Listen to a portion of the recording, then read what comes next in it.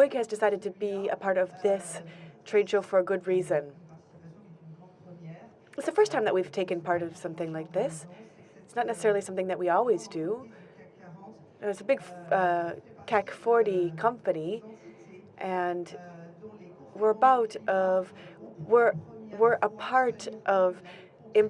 the important part of contribution that big cities have in the issue of climate change.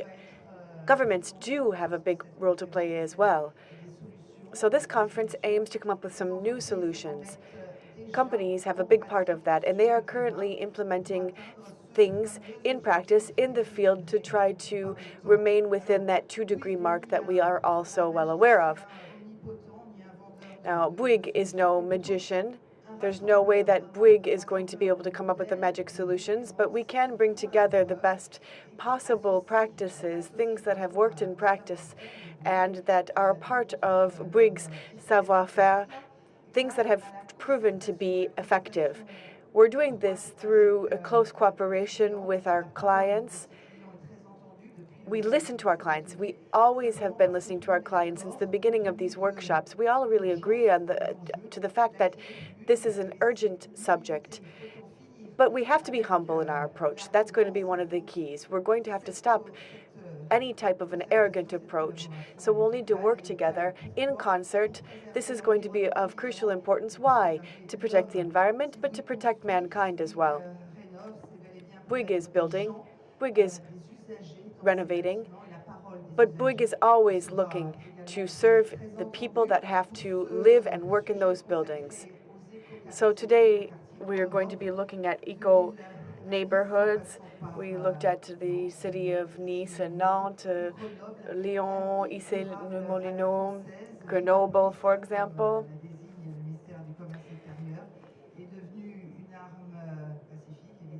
So we have a peaceful weapon, thanks to what the trade minister stated about the subject. In December 2013, we came up with a film in China, Viva Police, made in China. That was something that goes back to what the minister said. Again, Viva Police. So after the famous Grenelle de l'Environnement, which was a French approach to some environmental issues in December of 2012. So we're going to talk about some of these subjects this morning. We have a number of members of our panel here this morning. A Bouygues Entreprises company in Europe. You are in charge of that. You have been a part of the eco-neighbourhoods, the Bouygues eco-neighbourhoods. And the first thing that you did was worked in Switzerland. Yes, I started with the development, some real estate development. And when we do that, what we do is look at everything in the run-up to building a building. So that means that we have to look for land first. Then we have to decide what type of a use we're going to make for the building. We're going to plan all the way up to when the building is going to be built. And then we look at what the users are going to need and who those users are going to be. Of course, we're going to need investors to buy the building. So these are the things that are being done behind the scenes. So, as development director for Losinger Marazzi Real Estate for Bouygues Entreprises, we moved in terms of scale. So we would look at land more than 7 hectares, and what we did is came up with a new business line where we're trying to change the way that we're using these new neighborhoods. Now, you are aware of the fact that we're talking about eco-neighborhoods between Lausanne and Lausanne. This is the first ever eco-neighborhood. It works, and it has been working for 18 months' time, and we're going to also see Sibylle Blanc, who will be talking about that as well. So there's someone here from the city of Gland as well this morning. So Bâtiment Grand Ouest, you're from there. You're going to talk about the Noé. So the experience that we have is very modest indeed. We have 1 hectare, 1.5 hectares in a city of 30,000. So it's a completely different scale. So we have very limited means. So we have donors, we have a mayor, we had people that really wanted to develop the neighborhood of the future. So this was something that we worked on together. It took us nearly 5 years to work on it. We have an important job to do here. We are building houses in Normandy and in the west of France more generally. We'll also have a chance to discuss this with Philippe Madec, who is an architect, who is an activist for sustainable development. You will also have a chance to hear from him during this conference. We're also going to go to Great Britain, where, as you know, there are eco-neighbourhoods or districts. And someone working for Bouygues in the UK will be discussing about that, Mr. Guérin, who is the General Director for Bouygues Development, Bouygues UK. Now, we have a lot of variable geometry here. We have eco-neighbourhoods that will be built in France. What does that mean above and beyond the label that we're giving to this concept? So we have a label, of course. Our experience is very modest. So to move beyond that label, what we try to do is work with others. We're working together cooperatively. We've been talking about this cooperation a lot of late. It's something that comes up time and time again. So we have social donors. We have all of those working in real estate. We have to work together. We also have to have an architect as well. You spoke about that. You're also going to need a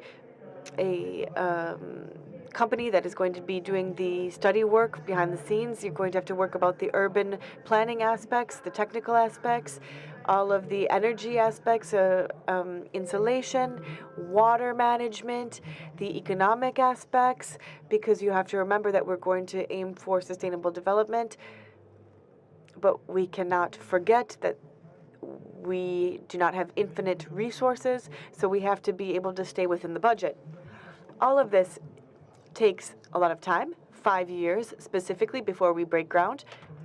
So when we have the first idea and then when we finally hand over the project, then it's going to take 7 years. So that's an extremely important factor, obviously, in building these eco-neighborhoods. Now, Switzerland, they are ahead of the game, really.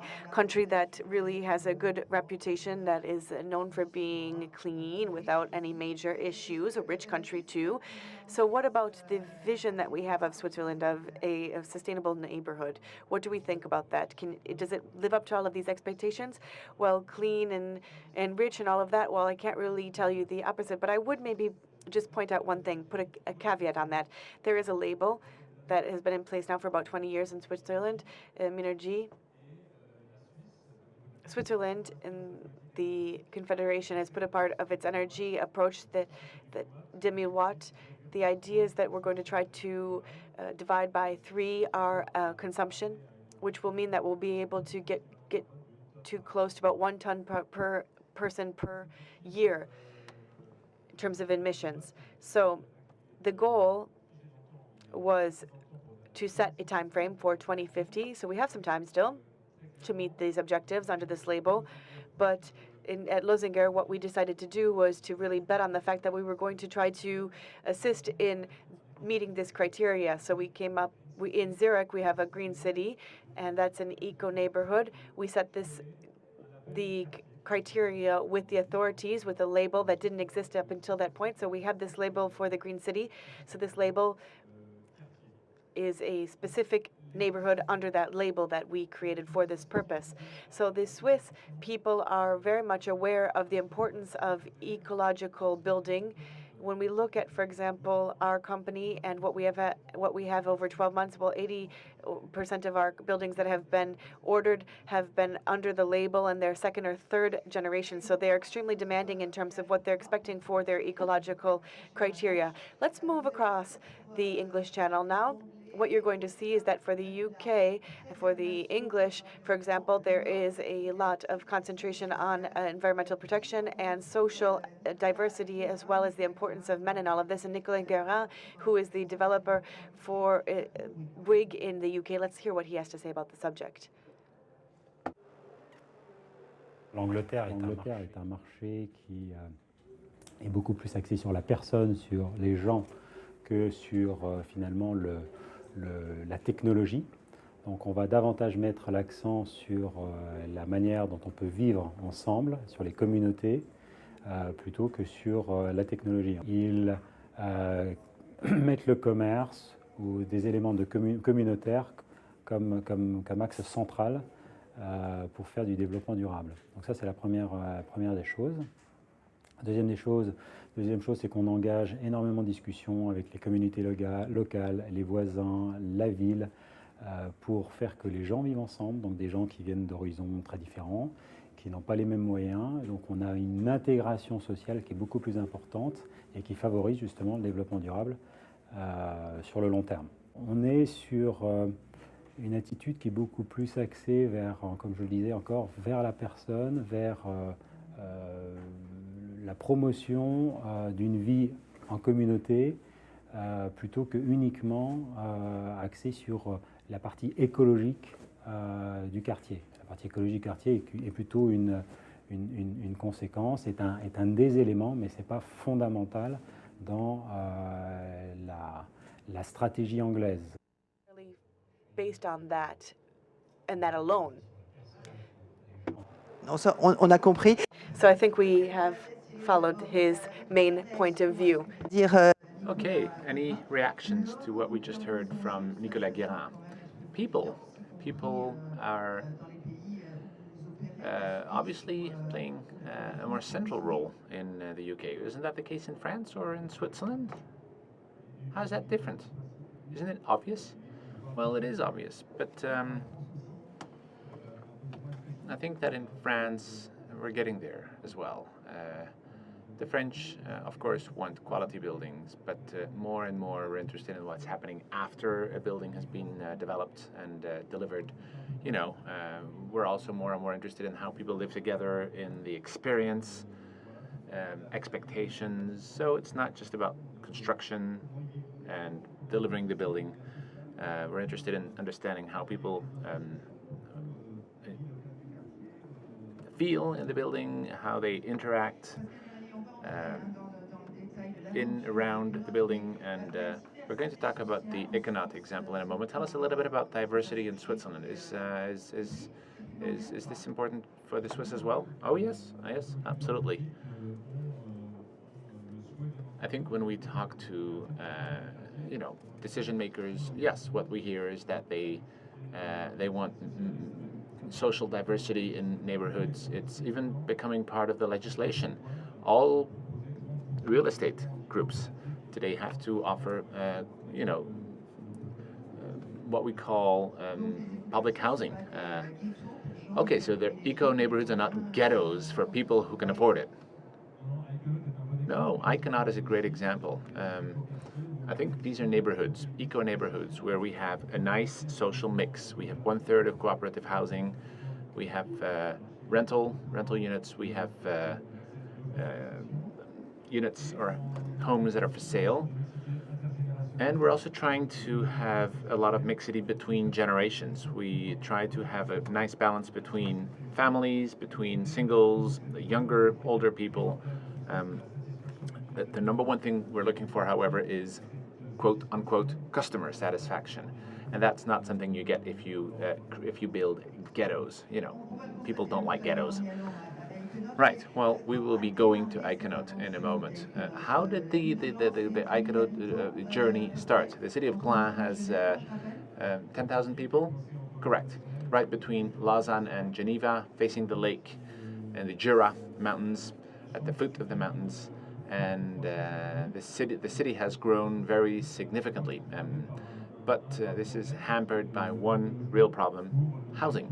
We just can't house all the people who are willing to live in Gland. Just one figure: the vacancy rate in Switzerland of homes is below 1%, and in Gland it's 0.1, which means that finding a home is virtually impossible. So Iconots started with that. First of all, there was a clear political commitment, a political will. The city wanted to develop not just one project, but a neighborhood, a full neighborhood to house as many people as possible. 485 units for 1,200 people, and we've created a significant increase in the number of inhabitants of the city. 10% increase. We tried to have different social levels or categories, and we identified 19 properties, land properties, with different owners, of course. That was one of the challenges. So when you have 18 different plots of land with different owners, especially in Switzerland, you know, it's a very rich country, people don't necessarily want to sell. And when they do want to sell, they don't necessarily have the same interests. So the first big challenge was to get everybody on the same wavelength, get them to subscribe to the project. We were able to overcome this major challenge, and it had and federating these people, these 19 landowners, was really a big step forward. Okay, so what you said is that the city had this political will to do something. Is that the first thing? Is that really what it takes? Is that also what happened for Val de Rueil? With the eco-village of Noé, yes, absolutely. I think it's a perfect example. It's, in a sense, a dream come true. We created this new city in the 70s, and it was like a dream. People wanted to build something differently. They wanted a much more rational approach, more separated flows. This was a lot of, pedestrians on one side, cars on the other side, and it was more or less successful. I think that the city itself is not a very pleasant city to live in. We have to say it. And poverty came little by little, settled, and I think that eventually they came to the realization that something had to be done. That they needed a more social approach of the city. The mayor of the city is a true entrepreneur, and he said, "I want to change the image of my city." And I want to improve the city, and he decided to engage in a major renewal project and launch some emblematic projects to change the face of the city, the image of the city, and this is one of them. And then there is a funder, the funder, a very small organization, which decided to also engage in this project and work along with the city. So they are the operator of this project. Okay, very good. So a political will, a construction company, the funding, having the skills of an architect, Philip Madec, who's well known in sustainable development. So utopia, it may sound like a utopia, but also a very pragmatic approach. So it looks like in Rouen, we have this very interesting project. Le projet qui permet de répondre à cette aspiration. Ici, il y a une programmation qui est mixte. Logement en accession sociale, logement locatif social, et aussi toutes les autres activités liées à la fois à l'horticulture, à la pédagogie, avec la marque pédagogique, l'activité de lien social que les jardins familiaux procurent, la possibilité de lieux de retrouvailles avec le parc des Bordes de l'Eure. Ici, l'échelle, donc une centaine de logements et quelques programmes, y compris une crèche, permettent d'envisager qu'il y ait véritablement une vie sociale qui s'installe dans le projet de l'éco-village des Noé. D'autant plus que la structure générale des espaces publics a été faite en sorte que la possibilité de marcher à pied, on va dire d'utiliser les cheminements doux, a été poussée jusqu'au bout de la démarche. Les voitures sont en périphérie, jamais très loin des maisons, mais tout le village est poreux, les piétons et les cycles s'y promènent. La vue permet de voir aussi l'Eure qui est toute proche. Donc il y a certainement une qualité de vie qui va arriver là, qui est, je pense, déjà très, très lisible dans le projet tel qu'il se construit aujourd'hui. Things are very important for this project. Okay, Cyril de la Borne. I was listening to what Philip Madec just said. Isn't this just common sense? The way he's describing this neighborhood, isn't this how all neighborhoods should be? What's so amazing about this? He says there is a kindergarten, People can walk. There is public transportation. Why do these things altogether make it an eco-neighborhood? What's so unique? Well, I think you're right. I think a lot of this is common sense, and probably a little bit of ambition too, because it's about preserving the planet, protecting the planet. Philip Madec said it. They clearly had a very strong environmental ambition. The homes are passive. They use wood stoves,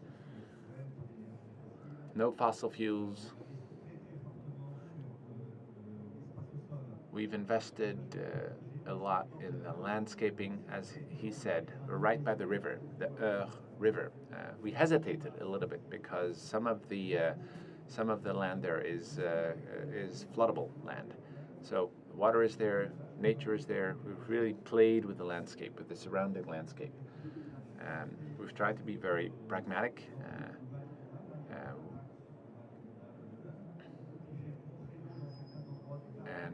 Water is also, and we've created a small pond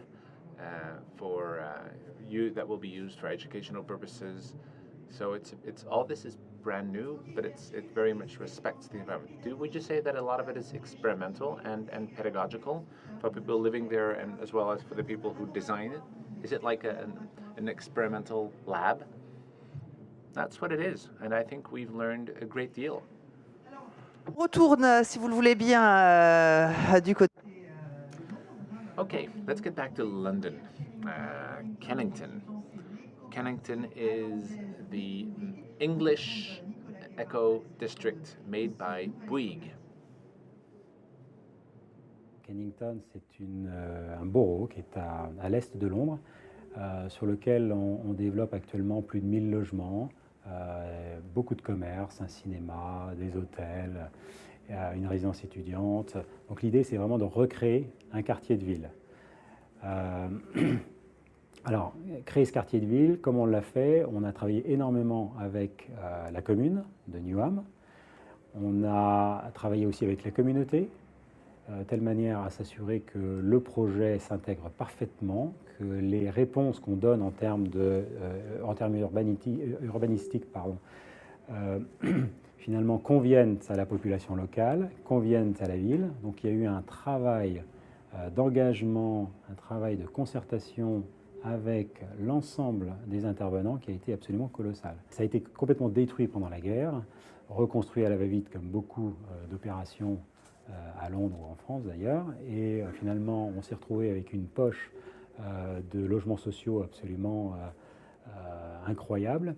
Et notre projet avec la ville, ça a été finalement de casser finalement ce cercle infernal et de transformer un quartier qui était fait en logements sociaux en un quartier qui va accueillir aujourd'hui des logements sociaux, de l'intermédiaire et beaucoup de logements privés. En 2008-2009, on aurait pu acheter ce terrain cash aux alentours de 10 millions et faire un peu ce que l'on souhaite.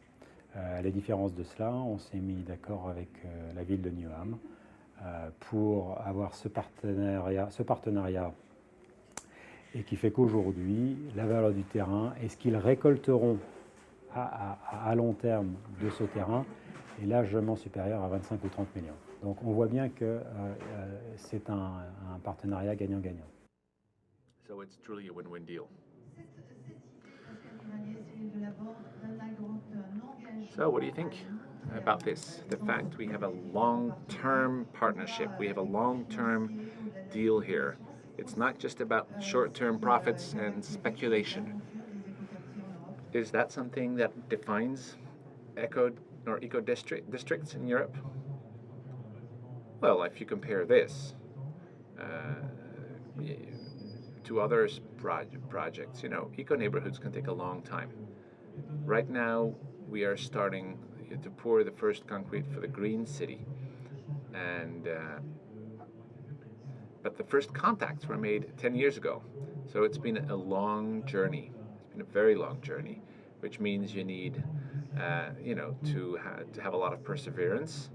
You need to have clear objectives in terms of energy savings and so on. And you need to recognize the market is going to change. There will be new technologies along the way, and you need milestones, and you need to make sure that the decisions you're making are not irreversible. You need to try and be as flexible and adaptable as possible. That way, you can take the very latest technologies on board when necessary. So that flexibility is really important. We just say the same thing is true for France. Cyril Laborde. Yes, I would say that. I think there are different time frames. When you work with an architect,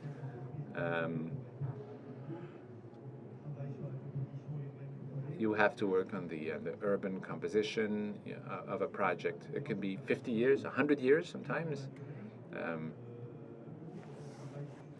When you're working on building, on the construction, it's much shorter, much shorter. When you're working with funders or operators, it's different again. When you're selling some of the property, you're talking to, private residents, but operators and funders are, of course, interested in things such as maintenance, energy consumption, and in our project, we've made real commitments.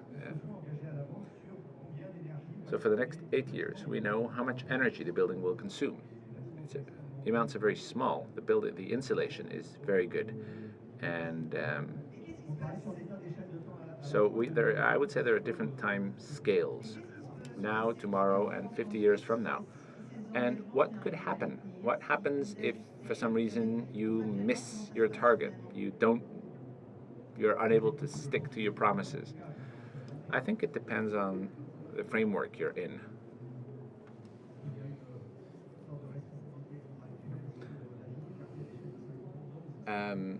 You can't have a 50-year contract.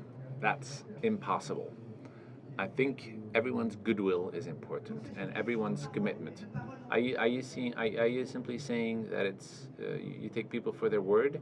No, not really. I would say that it's almost more philosophical. I think the people who've been part of the project became eco-citizens, whether you're in maintenance, architects, the builders, the mayor, the authorities. I think everybody acted as eco-citizens. So it's not just about getting it right, having a contract, profits, and so on. It's really about having a common purpose. And we had a lot of pragmatic people around the table. And of course there are contractual obligations. If in the next 8 years is a good framework, is a good time.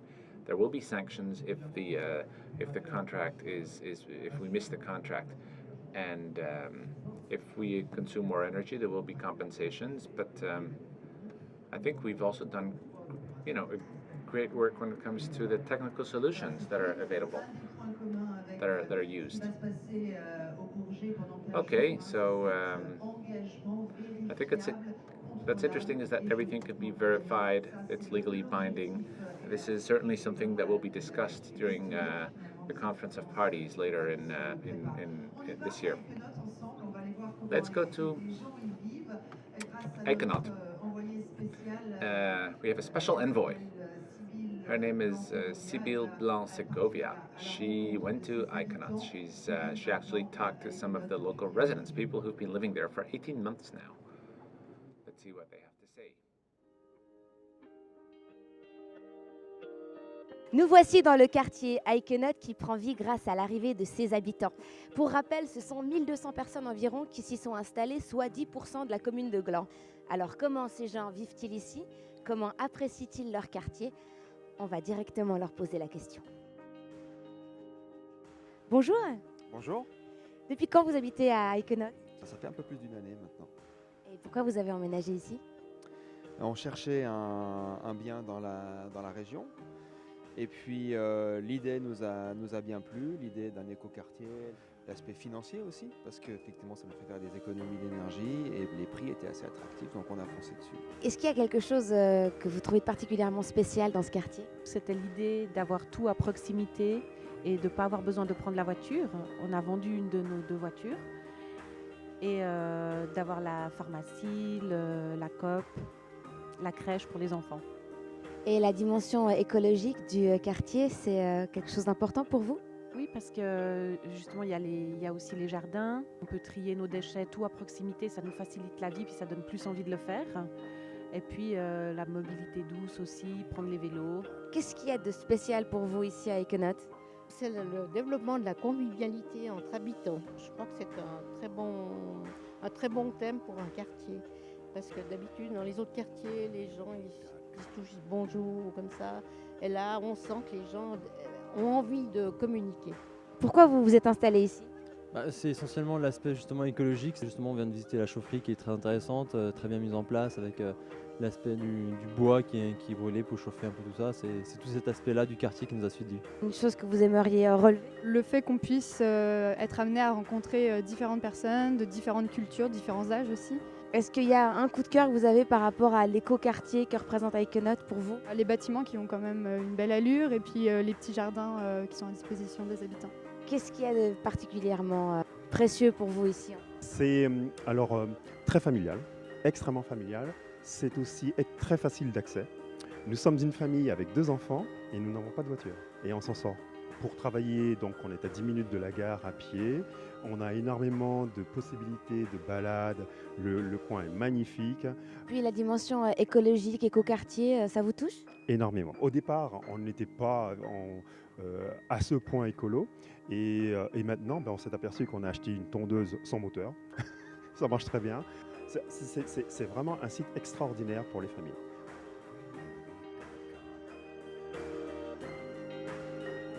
Le pari audacieux de Leuzinger Marazzi est réussi. Econot, le premier écoquartier de Suisse, est un endroit où il fait bon vivre et où les innovations sont au service de ses habitants. Un quartier précurseur qui laisse présager d'autres quartiers comme celui-là dans le futur, à la fois écologique et humain. To protect the environment and humans. Une visite de quartier plutôt engageante. Okay, well, this was very inspiring. I think that for the first 18 months, we had one person who was actually working for the neighborhood to get people to know each other and meet each other. Absolutely, absolutely. It was a new job. This was a new function. We used sociologists, for example, which is very unusual. And then when we opened, we hired this person, this woman, whose job was to get people to communicate. We wanted to bring life, and her job was to build a community, a close-knit community. An eco-district is like a tool which is given to the people who live in it. But they, at the end of the day, have to do the job. Buildings can perform very well, they consume very little energy, but if you turn the heat all the way up with the windows open, or if you drive your car, even if there's a train, it doesn't work. It's still not sustainable. So, you know, you have to work with the people. This is very exciting. It's very promising. Even this guy who says, I was not really a green person, but I became green because I live here. I think it's great. So we have engineers,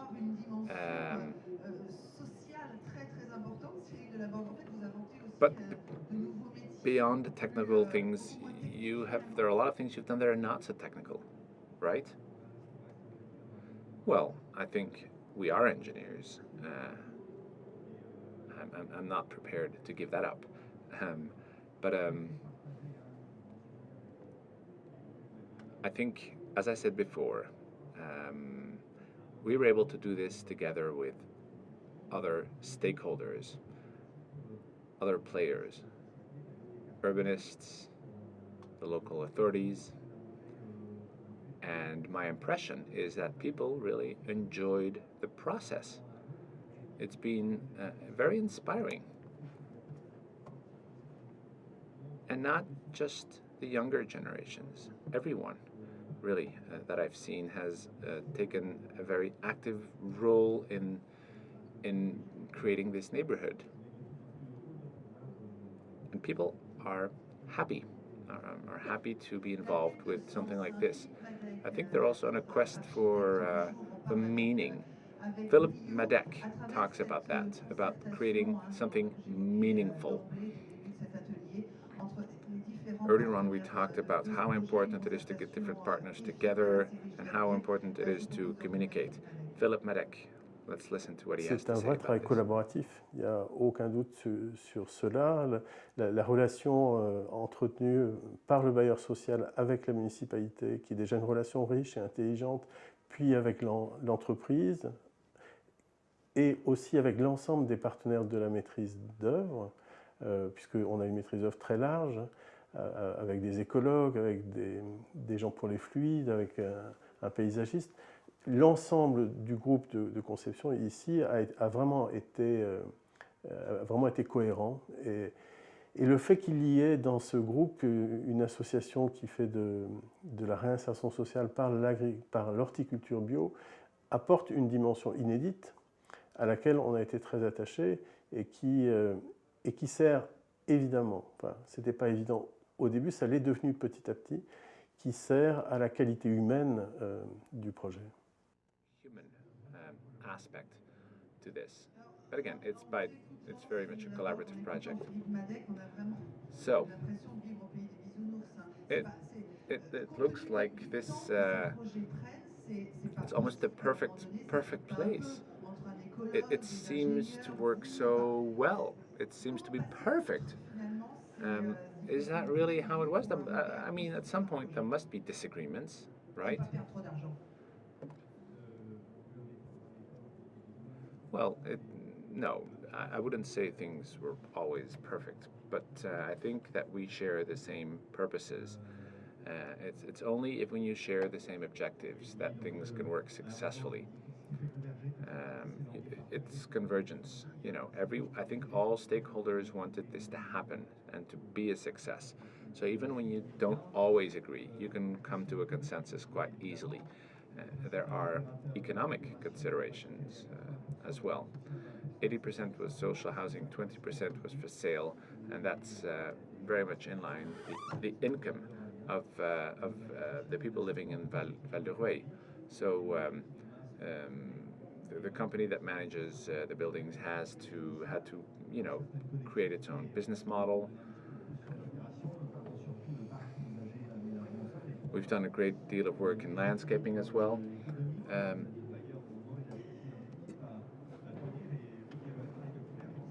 And again, it's about, convergence. Sometimes it's easy and sometimes there are disagreements, but at the end of the day, we were able to come up with good alternatives, good solutions, taking everyone's constraints into consideration, and of course, preserve the environment.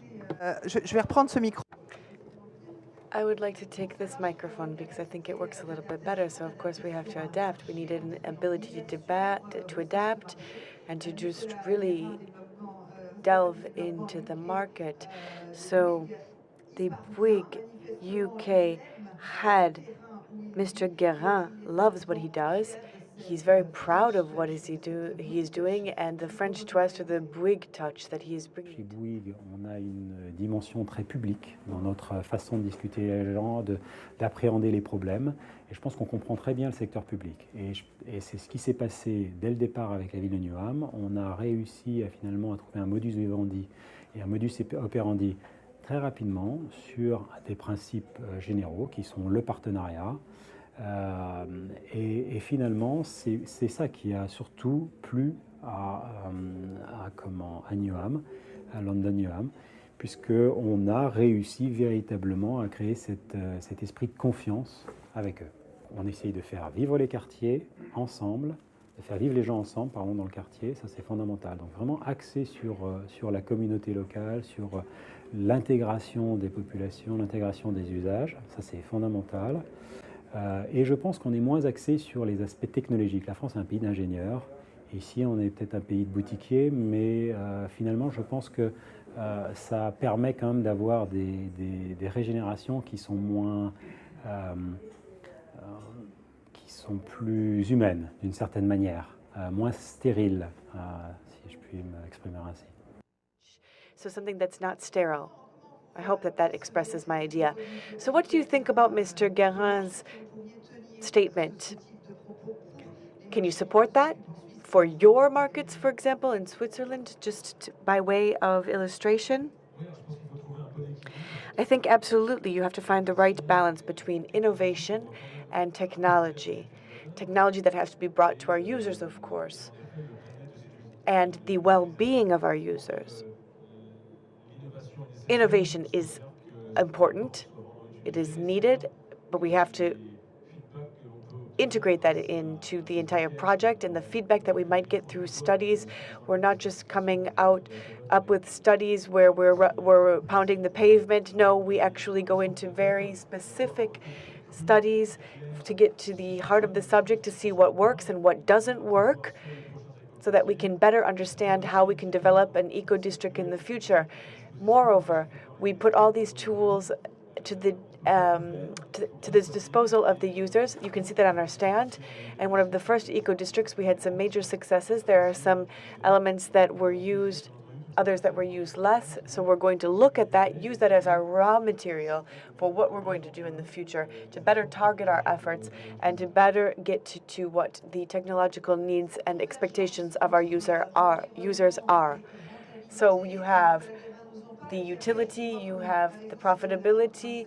I would like to talk about that a little bit more and see how that is applied in the field. So let's listen to Mr. Guérin.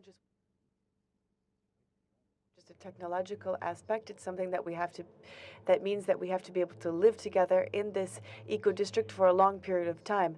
So we'll be working with law enforcement. We have to keep up, for example, maintenance, energy, electricity, and all of the great things that are happening in the neighborhood, as well as the profitability of what we're doing.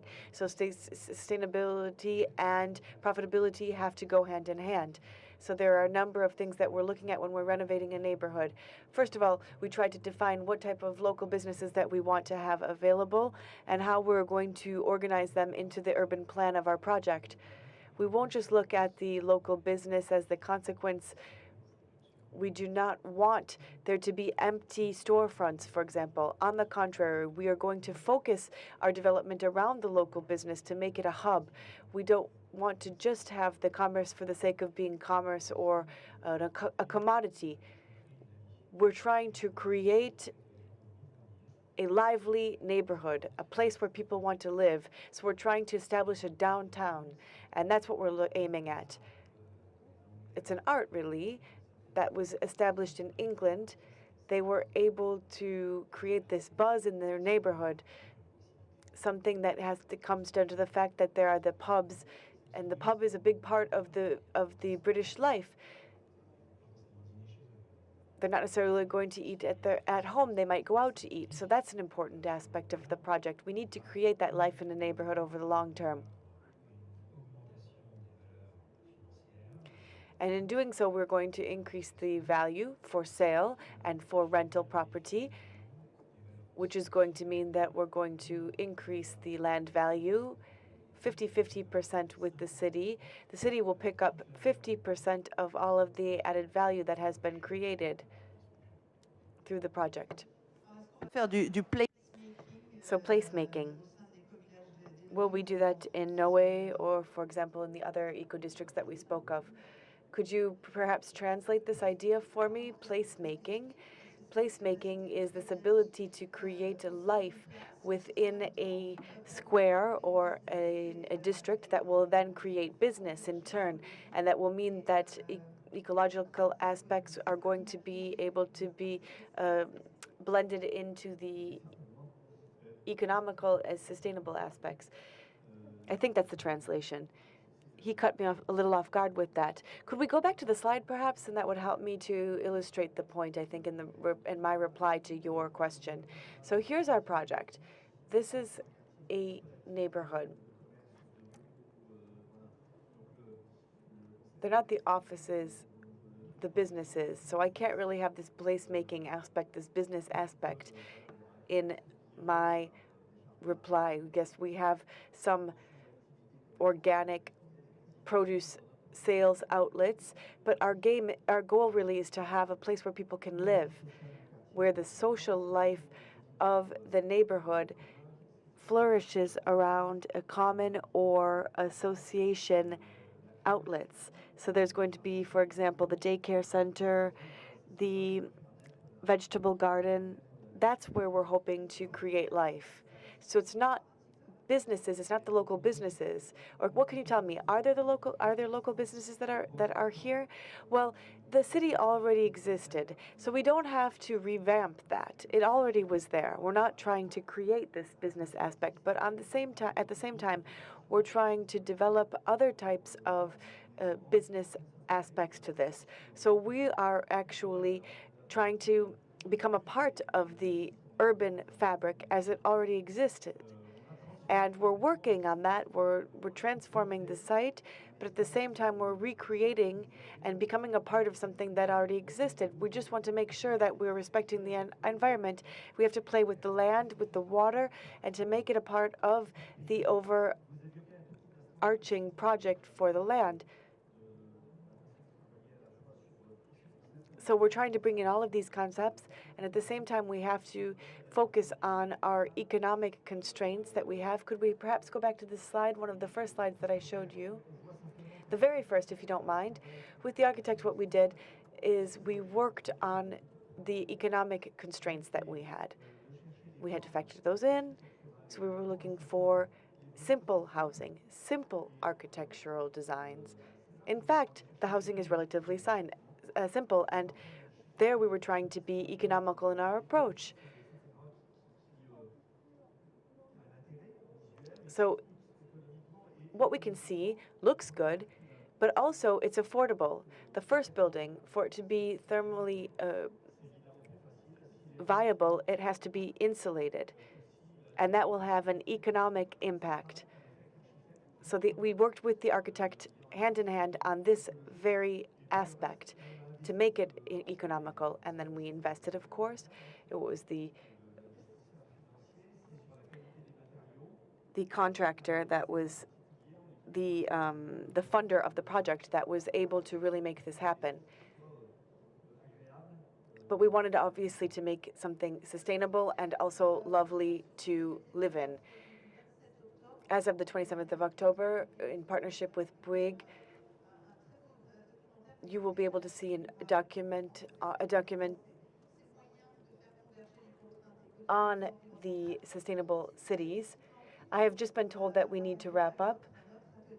Another workshop is going to be starting in just a few minutes' time. Thank you very much for your attention, and we appreciate your testimony here this morning. During the climate conference, of course, make sure to come out to the Bourget and around Paris to some of our parallel events that will